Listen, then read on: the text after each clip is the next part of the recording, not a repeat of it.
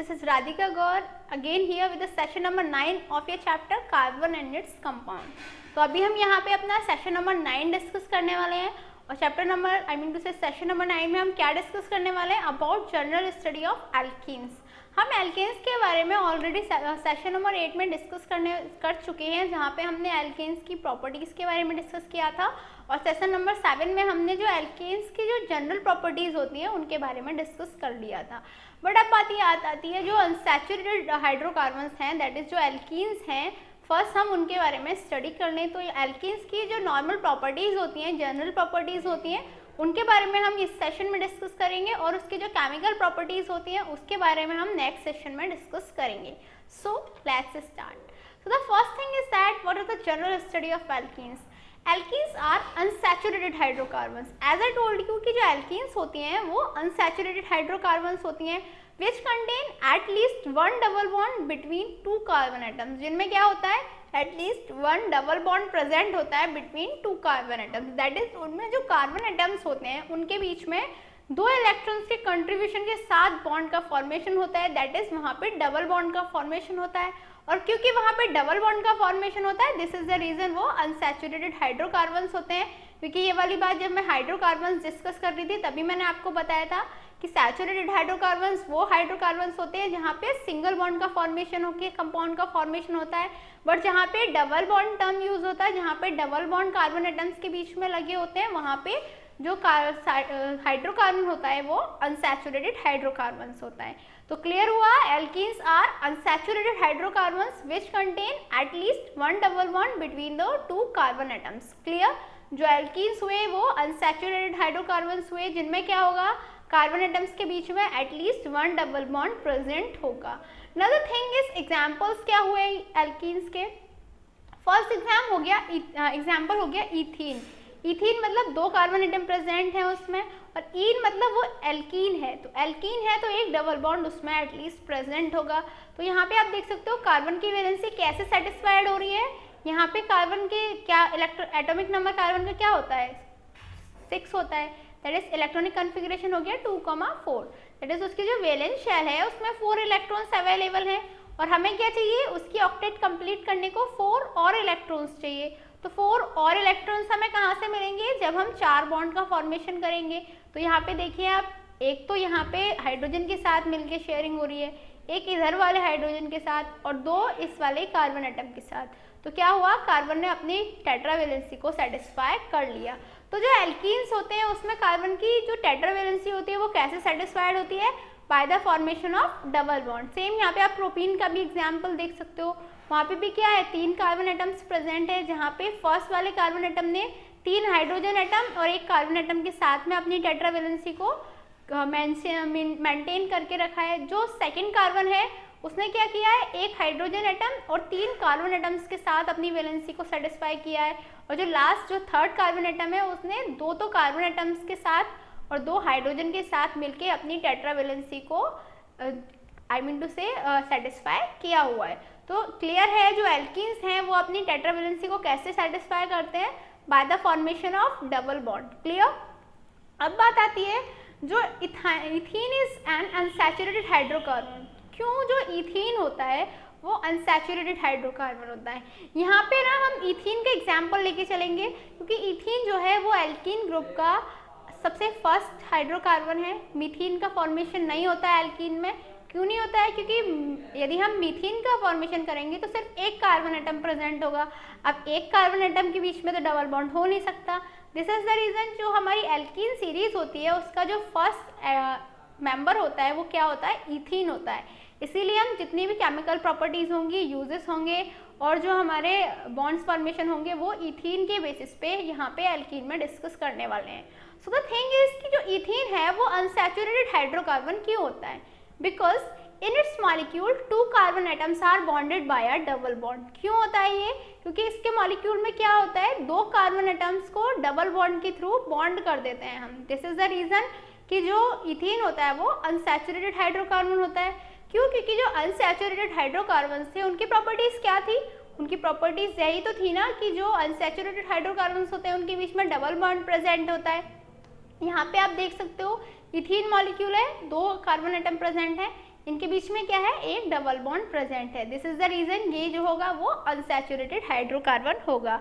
Also because this molecule contains 2 H atoms less than the molecules of ethane has. Also हम इसे unsaturated hydrocarbon unsaturated hydrocarbons इसलिए कहते हैं क्योंकि इसका जो मॉलिक्यूल होता है उसमें जो एल्केन होता है दैट इज ईथेन होता है उससे 2 हाइड्रोजन एटम्स कम होते हैं।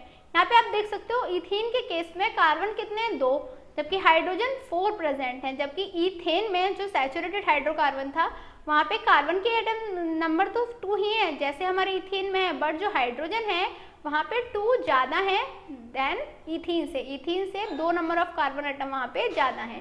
तो क्लियर हुआ, फर्स्ट रीज़न तो ये हो गया कि जो कार्बन एटम्स होते हैं उनके बीच में डबल बॉन्ड प्रेजेंट रहता है।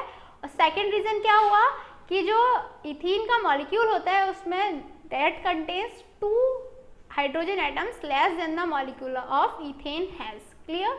सो the now thing is other name of alkenes. जो एल्कीन्स हैं उनके अदर नेम्स क्या होते हैं? Alkenes are also called olefins. जो एल्कीन्स हैं हम उन्हें ओलिफिन्स भी कह सकते हैं, which means oil forming. Olefins का मीनिंग क्या होता है? ऑयल फॉर्मिंग, दैट इज जो ऑयल्स का फॉर्मेशन करते हैं। लैटिन वर्ड ओलियम और फिएंट से मिलके ओलिफिन वर्ड बना है। ओलियम का मीनिंग होता है ऑयल, जबकि फिएंट का मीनिंग क्या होता है? मेकिंग। तो जो एल्कीन है उसको हमने ओलिफिन्स बोल दिया, that is oil forming, that is जो ऑयल को प्रोड्यूस करते हैं, जो ऑयल को बनाने में यूज आते हैं। This name was selected for alkenes because the lower members form oily liquids with halogen and halogen acids. ये नेम क्यों सेलेक्ट किया गया एल्कीन्स के लिए? क्योंकि जो एल्कीन्स के लोअर मेंबर्स होते हैं ना वो क्या करते हैं? ऑयली लिक्विड्स का फॉर्मेशन करते हैं और किसके साथ? हैलोजन्स और हैलोजन एसिड्स के साथ मिलके वो क्या करते हैं? ऑयली लिक्विड्स का फॉर्मेशन करते हैं। तो क्लियर हुआ why this name was suggested for alkenes, because the lower members of the oily the lower members form oily liquid with halogen and halogen acids. Clear? So the next thing is what is the general formula of alkene? जो alkenes होती हैं उनका general formula क्या होता है? तो जो alkenes होती हैं उनका general formula होता है CnH2n। यदि आपको याद हो तो alkenes का general formula क्या होता था? CnH2n+2, बट यहाँ पे क्या होता है? 2 हाइड्रोजन एटम कम हो जाते हैं। दिस इज द रीजन इनका जो फॉर्मूला होता है वो होता है CnH2n। n is equals to number of carbon atoms और 2n is equals to number of hydrogen atoms। कैसे हम डिटरमाइन कर सकते हैं?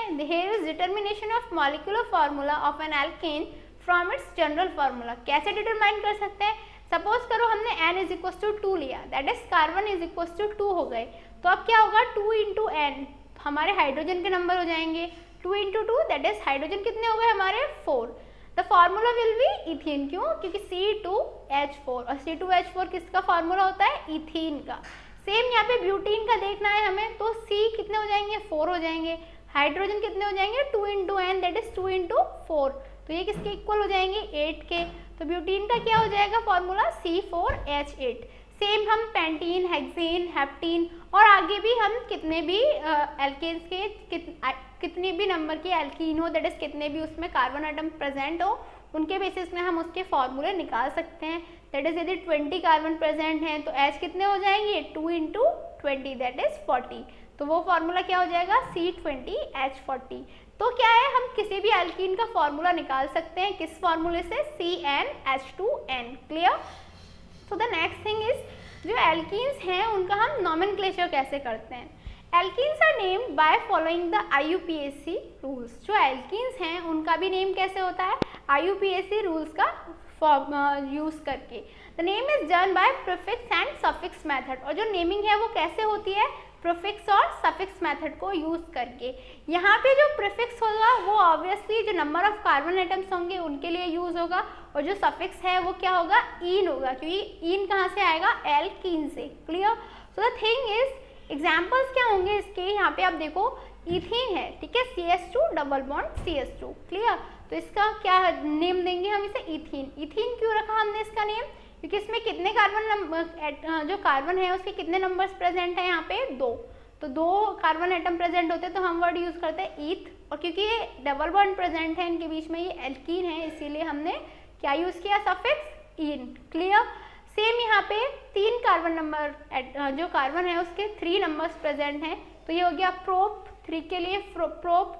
हम काउंटिंग किधर साइड से करेंगे, जिधर साइड से डबल बॉन्ड जल्दी आएगा, दैट इज डबल बॉन्ड की पोजीशन जिधर से नंबर फर्स्ट पे होगी। देखो यदि हमने इधर से काउंटिंग करी है तो हमारा डबल बॉन्ड फर्स्ट पोजीशन पे प्रेजेंट है, और यदि हम इधर से काउंटिंग करते हैं तो डबल बॉन्ड किस पोजीशन पे प्रेजेंट होता, सेकंड पोजीशन पे, इसीलिए जो काउंटिंग है वो इधर से करेक्ट होगी। तो क्या हो जाएगा ये प्रोपीन 1। क्लियर।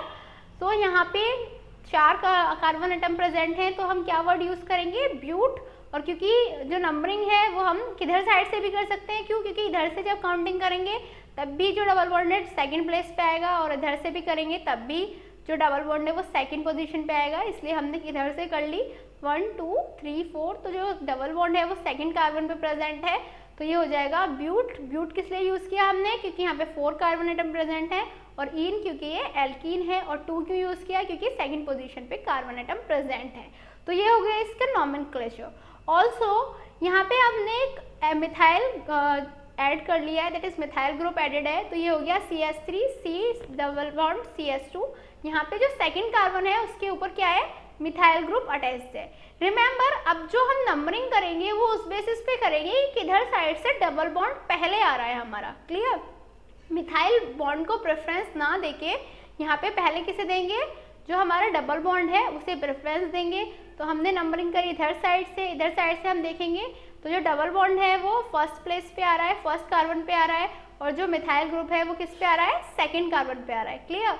क्योंकि यहाँ पे 3 कार्बन एटम प्रेजेंट है लॉन्गेस्ट चेन में, और 5H है लॉन्गेस्ट चेन में, तो ये क्या हो जाएगा, प्रोपेन होगा, क्योंकि 3 कार्बन एटम प्रेजेंट है, सॉरी प्रोपीन, क्योंकि ये एल्कीन है, और सेकंड प्लेस पे मिथाइल ग्रुप है, तो इसका नेम क्या हो जाएगा, 2 मिथाइल प्रोपीन। क्यों, क्योंकि सेकंड प्लेस पे मिथाइल ग्रुप प्रेजेंट है, और प्रोपीन ये क्यों हुआ, क्योंकि 3 कार्बन एटम प्रेजेंट है, और क्योंकि इसमें डबल बॉन्ड है तो ये एल्केन नहीं एल्कीन होगा, इसलिए इसका नेम क्या होगा, 2 मिथाइल प्रोपीन। क्लियर हुआ। So the next thing is what are the physical properties of ethene. जो इथीन है उसकी फिजिकल प्रॉपर्टीज क्या होती हैं। एज आई टोल्ड यू कि एल्कीन में हम मेनली इथीन के बारे में स्टडी करते हैं।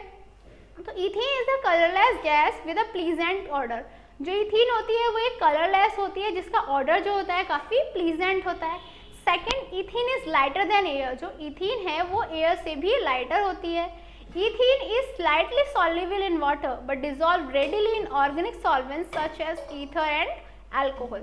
जो इथीन होती है वो क्या होती है, वाटर में तो स्लाइटली सॉल्युबल होती है, बट जो ऑर्गेनिक सॉल्वेंट्स होते हैं उनमें वो रेडिली डिजॉल्व हो जाती है। जैसे ऑर्गेनिक सॉल्वेंट्स के एग्जांपल क्या होगा, जैसे ईथर हुआ, अल्कोहल हुआ, उनमें वो रेडिली डिजॉल्व हो जाएगी।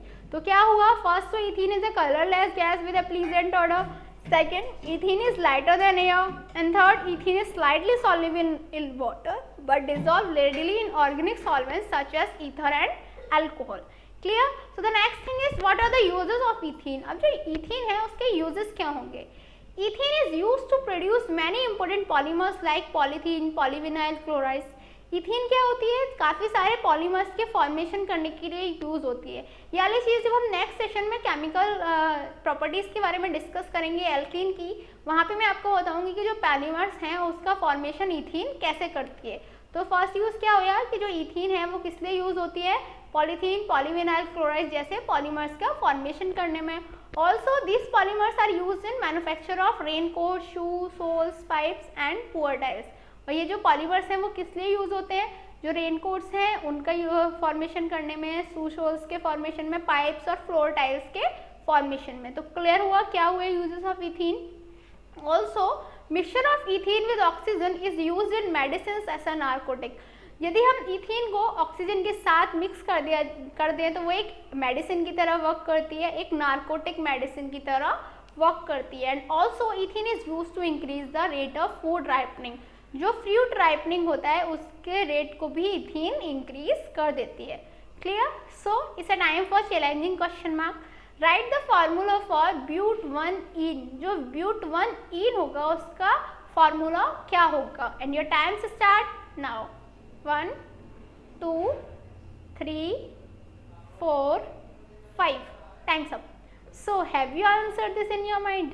Let's check out. Actually it is ब्यूट-1-ईन, दैट इज कार्बन कितने प्रेजेंट होंगे उसमें 4। हाइड्रोजन कितने प्रेजेंट होंगे 8, क्योंकि क्या है हम एल्कीन है तो कैसे निकालेंगे नंबर ऑफ हाइड्रोजन 2n से, तो 2 इंटू 4 क्या हो गया 8 हो गया। तो जब कार्बन 4 प्रेजेंट है तो H कितने होंगे 8 प्रेजेंट होंगे।